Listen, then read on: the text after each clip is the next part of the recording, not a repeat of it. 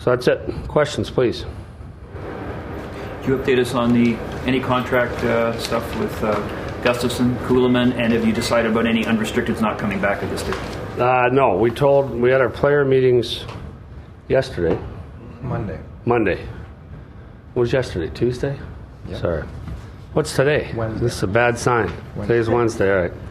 We had our player meetings Monday, and I told the guys, like Preems and that group, Wally, I said, look, I pride myself on being honest to my players, and the answer is I don't have an answer for you.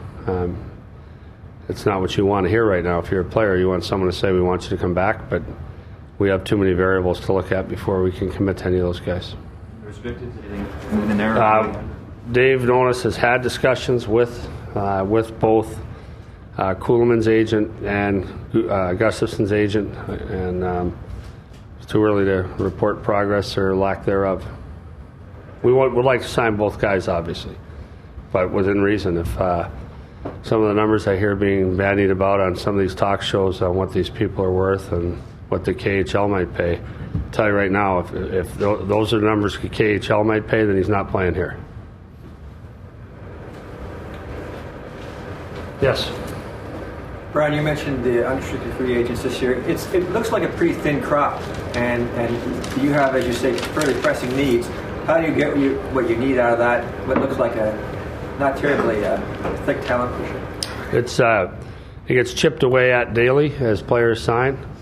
You look at the list back in February compared to now, and I anticipate a couple other players will sign, but there's a couple teams with cap issues too, and as far as being able to do this through trade, or they don't qualify a player, or if they've got to move money, I'm not so sure that we won't be able. That's our plan. So there's more than one way to skin a cat, and if that list keeps dwindling, there are other mechanisms where a cap-friendly team can do some things.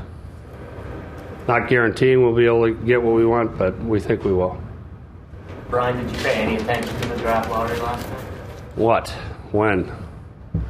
I was watching the Jays last night. I assume it was on at some time similar. Kid pitched a great game. If you watch closely, you would have seen Dave Nonis sitting right behind home plate, drinking beer. I wish I'd have been there with him. No, I didn't pay any attention. What's Kaberle's future with this team, Brian? We're going to listen.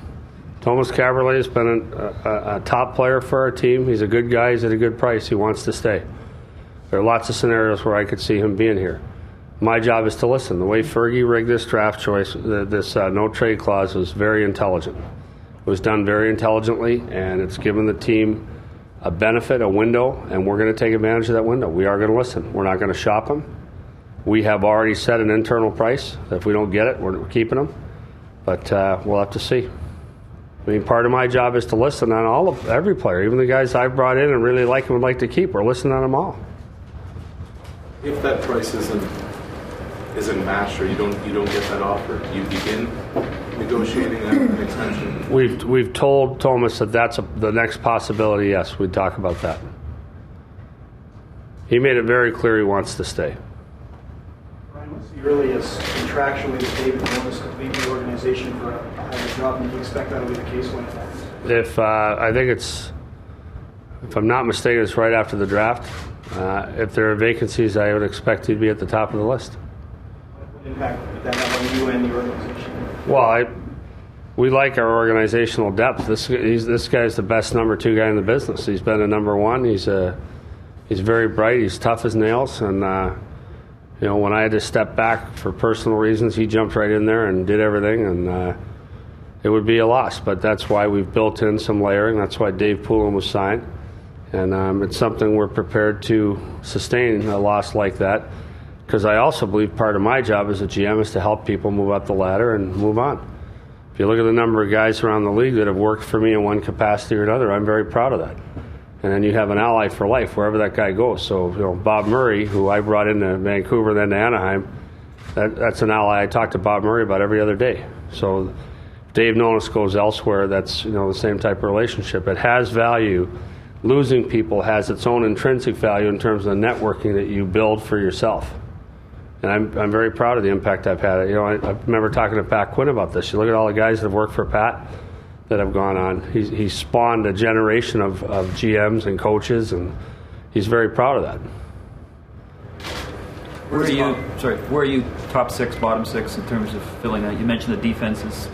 Yeah, we don't have the split we need. It's I don't know if we're 8-4 or 9-3, but we need some more bottom six guys and we need some more top six guys. So some guys are going to have to define their roles, or they're going to be playing somewhere else. Do you see Bozak as a long-term center for Phil Kessel?